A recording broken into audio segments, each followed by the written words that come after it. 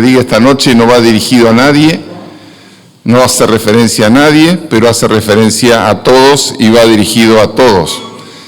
Hay un dicho que dice que el que le quepa el sayo que se lo ponga, y la verdad que la idea es que aprendamos de la palabra de Dios. Habitualmente mi costumbre es, cuando preparo un mensaje, tratar de escoger algún pasaje de la Biblia y reflexionar algo que no sea demasiado largo, porque para no abundar demasiado, pero muchas veces veo que cuando el predicador aburre, cuando el predicador fastidia o genera que ya no estén más atentos, lo que hacemos es ponernos a leer y bueno, empieza la diatriba, en la cual me incluyo. Empezamos a agarrar la Biblia y empezamos a leer un pasaje para tratar de ocupar el tiempo que nos está haciendo perder el predicador. Entonces, en esta noche yo realmente lo que voy a tratar es de darles un motivo para que lean.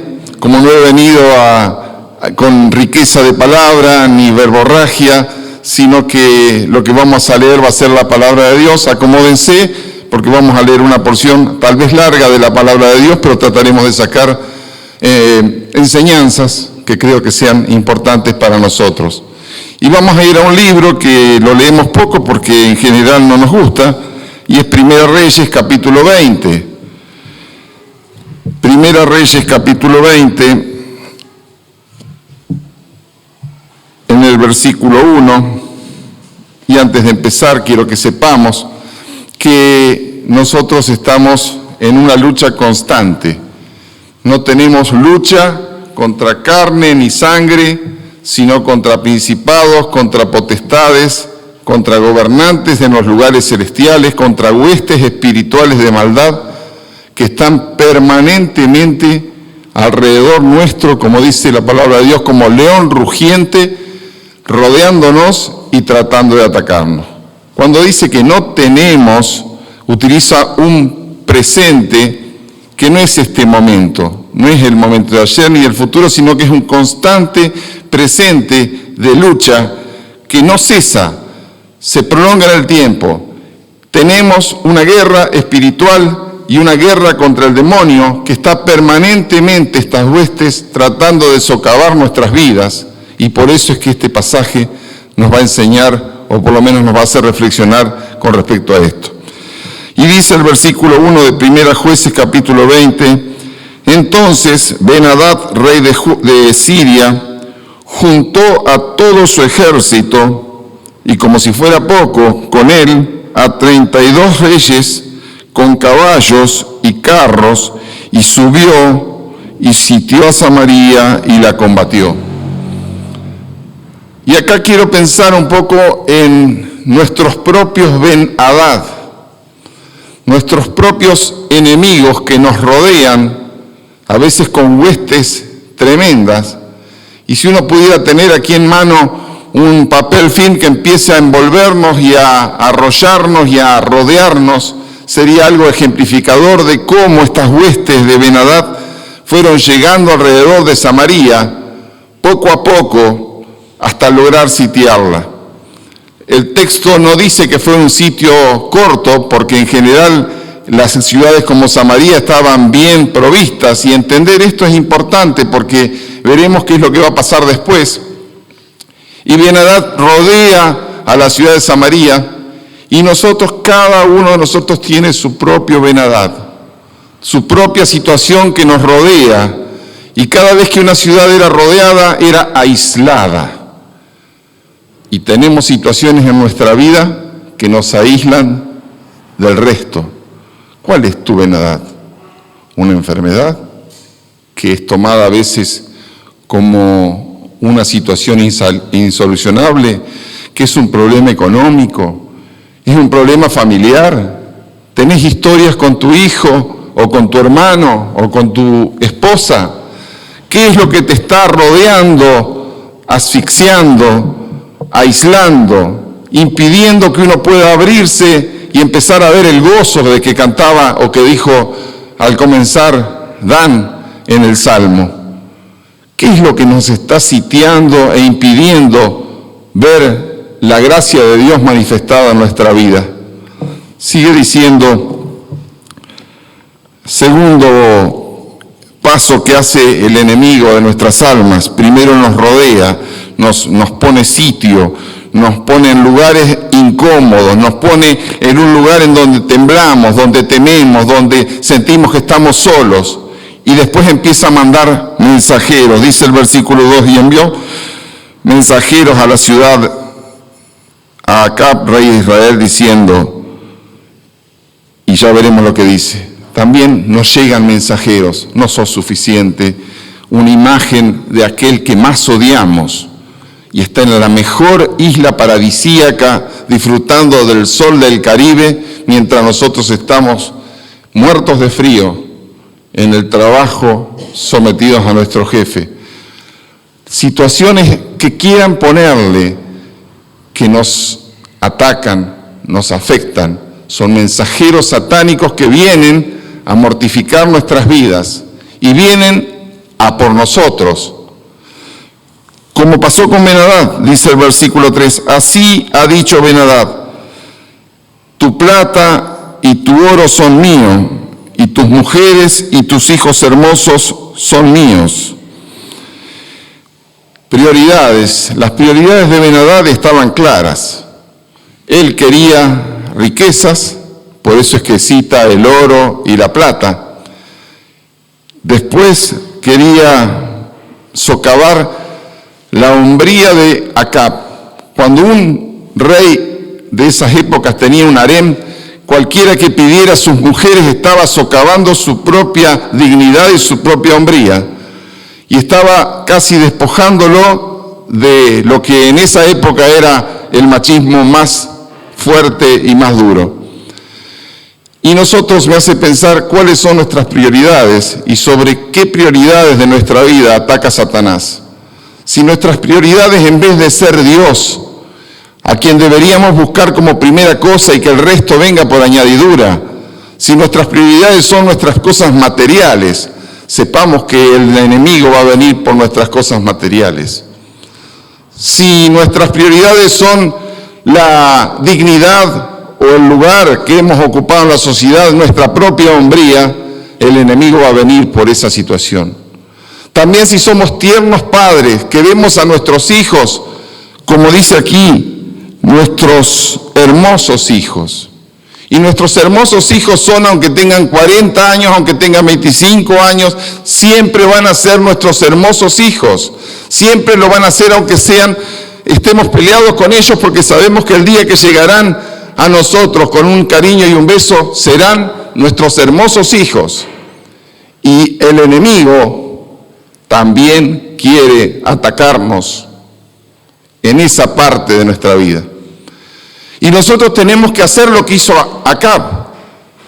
No, todo lo contrario, porque Acab dice, versículo 4, y el rey, que es Acab de Israel, respondió y dijo, como tú dices, rey, señor mío, yo soy tuyo y todo lo que tengo. Qué locura la de Acab. Pero no podíamos esperar otra cosa de un rey que había empezado un reinado decadente, donde su esposa, Jezabel, lo había introducido en distintas deidades extrañas, y por lo tanto la caída de Acab ha ido cada vez mayor, hasta tal punto que no interesó perder sus riquezas, perder su hombría y perder sus hermosos hijos. El enemigo viene por esas cosas, pero sobre todo son excusas, porque en realidad viene por nosotros. Viene por nosotros. Y Acab, demostrando que él ya no tiene nada con qué pelear, le dice, yo soy tuyo y todo lo que tengo es tuyo. Volvieron los mensajeros, dice el versículo 5, otra vez diciendo, así dijo Ben-Hadad, yo te envié a decir tu plata y tu oro y tus mujeres y tus hijos me darás. Y como el enemigo, cuando uno se entrega y ya no lucha, nunca es suficiente, nuestro enemigo Satanás viene por más.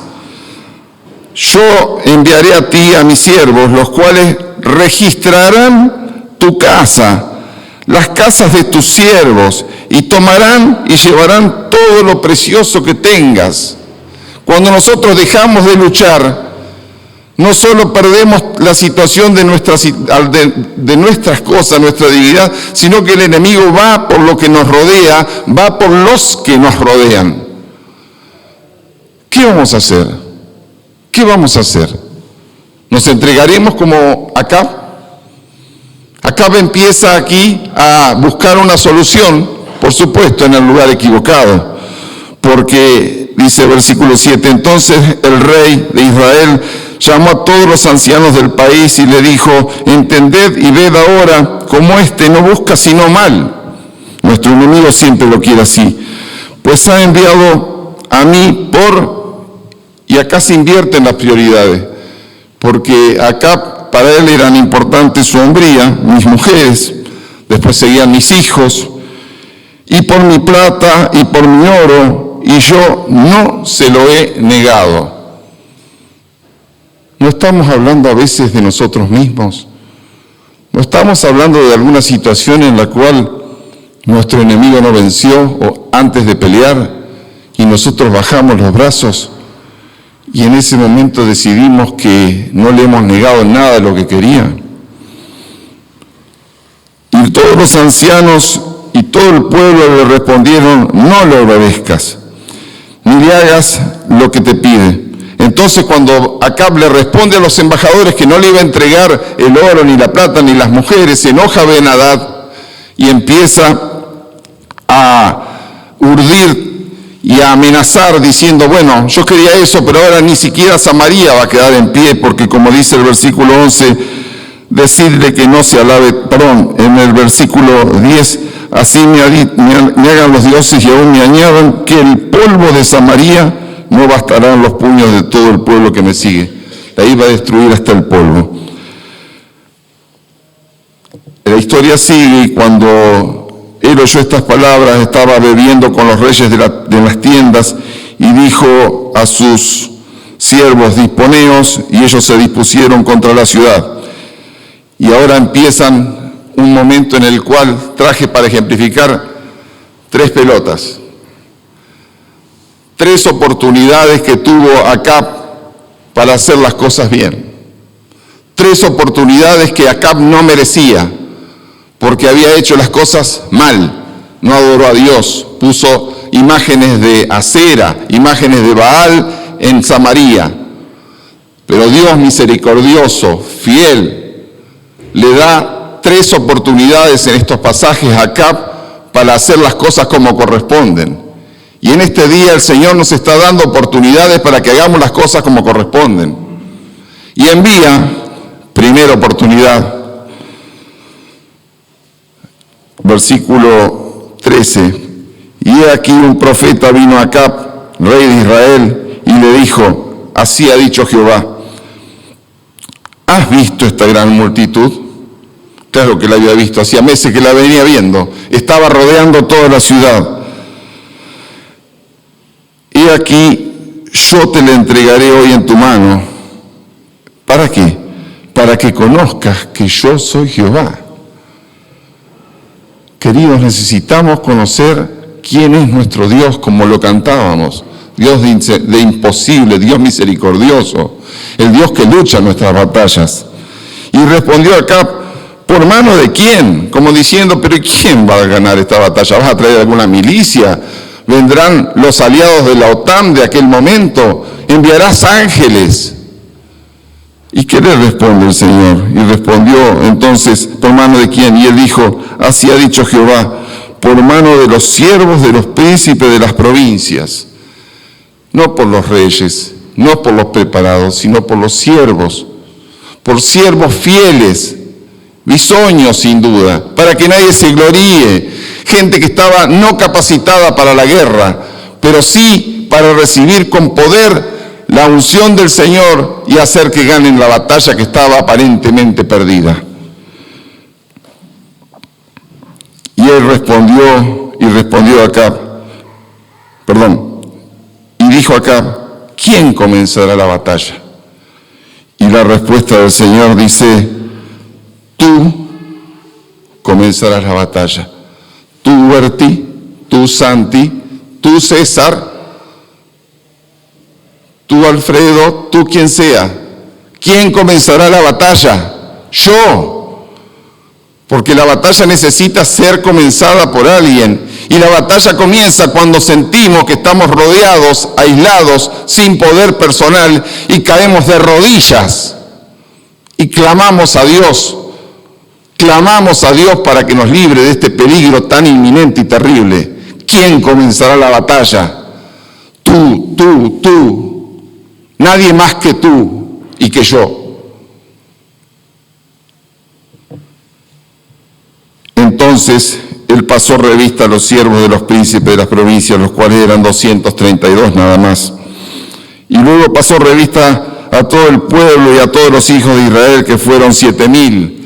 De repente esos 7,000 que en los capítulos anteriores no se doblaron de rodillas a Baal. Y salieron a mediodía cuando Ben-Hadad y los reyes estaban tomando y disfrutando y estaban borrachos. Versículo 12, y los siervos de los príncipes de la provincia salieron los primeros, y Ben-Hadad había enviado a quien le dio aviso diciendo que han salido hombres de Samaria. Entonces dijo, si han salido por paz, tomadlos vivos, y si han salido para pelear, tomadlos vivos también. Un insensato Ben-Hadad, por el hecho de que realmente no tuvo en consideración o menospreció a los hijos de los israelitas. Y salieron pues de la ciudad, versículo 19, los siervos de los príncipes de las provincias, y en pos de ellos el ejército, y mató cada uno al que venía contra él. Y los sirios huyeron. Cada uno mató esos poquitos a un ejército de 32 reyes y el rey de Siria. Gran victoria de Dios, para que todos sepan que yo soy Jehová. ¿Cuál hubiera tenido que ser la respuesta de Acab? Gloria a Dios, gracias Padre, sacrifiquemos en honor a nuestro Dios. No, sencillamente se encerró nuevamente en Samaria y una oportunidad desperdiciada. Pero el Señor, que es misericordioso, tiene otra oportunidad. Y así dice en el versículo 22, vino luego el profeta, el rey de Israel, y le dijo, ve, fortalécete y considera y mira lo que hagas, porque pasado un año el rey de Siria vendrá contra ti. Y realmente eso es lo que tenemos que hacer cada vez que obtenemos una victoria en nuestra lucha cotidiana contra el enemigo. Tenemos que ver, considerar, mirar y saber que el enemigo volverá. Y volverá con más fuerza probablemente. Por lo tanto, no tenemos que creernos que hemos ganado la batalla definitivamente, porque eso sucederá solamente cuando estemos en presencia del Señor. Hasta tanto tendremos que luchar y estar preparados, ceñidos con la armadura del cristiano, porque la batalla es constante y la lucha permanente. Y así es que lo que siguen en los versículos contando como el rey de Siria se prepara con más fuerzas, y los que estaban allí con el rey de Siria lo aconsejan y le dice realmente lo que pasa es que el Dios de Israel es un Dios de los montes. Samaria estaba en un monte y nos ganaron porque es un Dios de los montes. Si los atacamos en la llanura probablemente no nos ganen. Esa era la idea que tenían en esa época, que los dioses eran dioses territoriales, dioses de algún aspecto de la vida, dioses de algún determinado lugar. ¡Qué error más tremendo!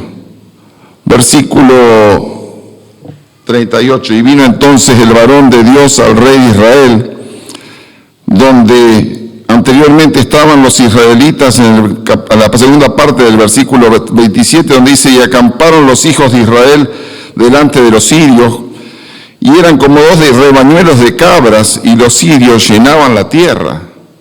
Imagínense estar allí, ahí en la planicie, creyendo los sirios que iban a ganar porque sus dioses eran dioses de la planicie. Y en respuesta a eso, y en la segunda oportunidad que le da Dios a Acab, le dice el profeta al rey de Israel y le habló diciendo, así dice Jehová, por cuanto los sirios han dicho, Jehová es Dios de los montes y no Dios de los valles, yo entregaré toda esta gran multitud en tu mano una vez más, para que conozcáis que yo soy Jehová. Que yo soy Jehová. Y nosotros muchas veces también actuamos como los sirios, pensando que para qué le voy a entregar esta pequeñez al Señor. Dios es Dios de cada una de las circunstancias de nuestra vida, cada uno de los problemas. No hay montaña terrible de triunfo donde no esté Dios. No hay valle más profunda de muerte donde no esté Dios. No hay miseria económica más grande en la cual no esté Dios. No hay riqueza más tremenda en la cual no esté Dios. No hay un lugar donde el Señor no puede intervenir dentro de nuestra vida. No hay adicciones, no hay contradicciones en las cuales el Señor no puede hablar. Cuando lo limitamos a Dios diciendo que solamente es un Dios como hicieron los sirios de valles o de planicies, estamos poniéndole un coto al accionar de Dios en el mundo y en nuestras vidas. Pero el Señor quiere demostrarnos que Él es Dios siempre, omnipotente, todopoderoso. Cantábamos Dios de imposible. Y ese rebañuelo de cabras, rodeado de multitudes, dice el versículo 29, 7 días estuvieron acampados los unos frente a los otros, y al séptimo día se dio la batalla. Y los hijos de Israel mataron de los sirios en un solo día 100.000 de a pie. 100.000 de a pie. Se dice que la pandemia en Argentina mató 130 y pico de mil. Y los que huyeron a Afec, a la ciudad, allí se escondieron y creyeron estar seguros. El muro cayó sobre 27.000 hombres que habían quedado. O sea que casi la cantidad de gente que murió durante los 2 años de pandemia son los que murieron casi en un solo día en esta guerra. Una vez más, Acab, lejos de darle la gloria, la honra al Dios de Israel, perdió la segunda oportunidad. Pero Dios da una tercera oportunidad acá de hacer las cosas bien. Y la pierde porque resulta que los sirios, después de haber sido derrotados, creían que iban a acercarse a Acab, y así se lo aconsejaron, vestidos de cilicio, con una cuerda en el cuello, en señal de sumisión, y apelaban a la misericordia del rey de Acab. Y entonces se acercaron los emisarios de Ben-Hadad y le dice en el versículo 32, Ben-Hadad dice, te ruego que viva mi alma.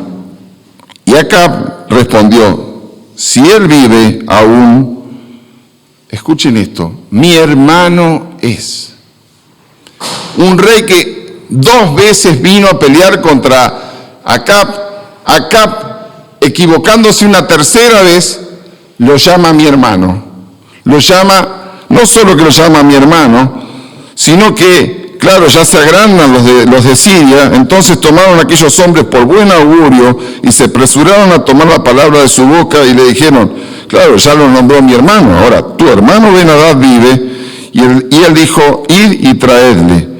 Versículo 34, y le dijo Ben-Hadad, las ciudades que mi padre tomó del tuyo yo las restituiré, y haz plaza en Damasco para ti, como diciendo, poné negocios en Damasco, te voy a dar un shopping para vos, como mi padre lo hizo en Samaria. Y yo, dijo Acab, te dejaré partir con este pacto. Hizo pues pacto con él y lo dejó ir. Al enemigo lo dejó ir. Mismo error que cometieron los israelitas cuando tomaban la tierra prometida. El Señor había dicho que tenían que destruir a los enemigos que estaban en la tierra. Hoy, en la época de la tolerancia, de repente la actitud de acá parecería ser sensata. ¿Cómo no vamos a perdonar? Pero señores, esta no era una guerra de Acab, esta era una guerra santa. Era una guerra de Jehová. Era una guerra donde se desafiaba y se ponía en dudas el prestigio y la esencia de quién era Dios. Por lo tanto, no era responsabilidad de Acab decidir qué hacer con ese rey que había venido a agredir y a menospreciar a nuestro Dios. Tendría que haber consultado con Dios qué hacer con Ben-Hadad. Dice 2 Corintios capítulo 14, cuando habla de que qué tiene, dice versículo 6, capítulo 14, no os unáis en yugo desigual con los incrédulos, porque qué compañerismo tiene la justicia con la injusticia, y qué comunión la luz con las tinieblas, y qué concordia Cristo con Belial, o qué parte el creyente con el incrédulo, y qué acuerdo hay entre el templo de Dios y los ídolos. Acab echó por tierra lo que dice la palabra de Dios, hizo pacto, y como hizo pacto, echó por tierra la tercera oportunidad que tenía, y se van y no vuelven, como la pelotita. El Señor envía un tercer varón de Dios, donde a través de una imagen le demuestra a Acab que él no tendría que haberle perdonado la vida al rey Ben-Hadad, ya que este profeta se hace herir, se hace lastimar y viene diciendo: yo tenía a alguien a mi cargo que tenía que cuidarlo y lo dejé ir, ¿qué castigo tiene que tener? Y el rey le dice: tiene que morir o pagar un denario. Un soldado no podía pagar un denario, por lo tanto la respuesta era: tiene que morir. Y entonces el siervo o el profeta dice: realmente tú has dado tu propia condena. Así ha dicho Jehová, por cuanto soltaste, versículo 42, por cuanto soltaste de la mano el hombre de mi anatema. Anatema es todo lo que se encona contra Dios, todo lo que es aborrecible para Dios. A ese hombre, Acab lo nombró, lo llamó mi hermano. A ese hombre le dijo que le iba a dar lugar. A ese hombre dijo que iba a poner lugares o plazas allá en su casa en Damasco. ¿Y cuántas veces nosotros no hacemos lo que Dios quiere, permitiendo que nuestras debilidades, nuestros temores o nuestras peores cosas persistan en nosotros? Ay de mí, dice Pablo, que queriendo hacer lo bueno no lo hago, y el mal que no quiero hacer, eso hago. Eso es parte de nuestra carnalidad. Eso es dejar que haya Ben-Hadad que sobrevivan en nosotros, que tomen poder, que los consideremos nuestro hermano. Total, yo lo puedo manejar. Cuidado, hermanos, porque dice: has soltado la mano del hombre de mi anatema, tu vida será por la suya y tu pueblo por el tuyo. Y el rey de Israel se fue a su casa triste y enojado, y llegó a Samaria, y no arrepentido, porque acá no en ningún momento se habla de arrepentimiento. Queridos hermanos, el Señor es un Dios de oportunidades. El Señor es un Dios misericordioso, amante, fiel. Nosotros somos infieles. De repente esta noche es la última de las pelotas que Dios nos da. La última oportunidad, después de muchas que nos ha dado. Tomémosla, aprovechemos, aprendamos de nuestros errores, aprendamos lo que el Señor nos enseña. Dejemos de lado ese circunscribirnos dentro nuestro y entregarle nuestras vidas a nuestro enemigo. Cuando dice que tenemos que salir a luchar, ¿quién saldrá a luchar? Sino cada uno de nosotros, poniéndose de pie, tomando el lugar que el Señor nos ha colocado, gracias a que Él entregó su vida, un cuerpo y su sangre. Ben-Hadad no luchó para nada, fue Dios el que luchó. También tenemos un rey que no se comportó cobardemente como acá. Tenemos un rey que entregó su propia vida por nosotros. Derramó su propia sangre, lo más precioso, para comprarnos. Y nosotros nos encerramos. ¿Cuántas veces hacemos eso? ¿Cuántas veces no le damos el crédito a Dios? No le alabamos. estás en dificultades, le rogás a Dios y todavía no se ha solucionado tu problema, dale gracias porque el Señor seguro a su tiempo te va a responder. Así actúa Dios.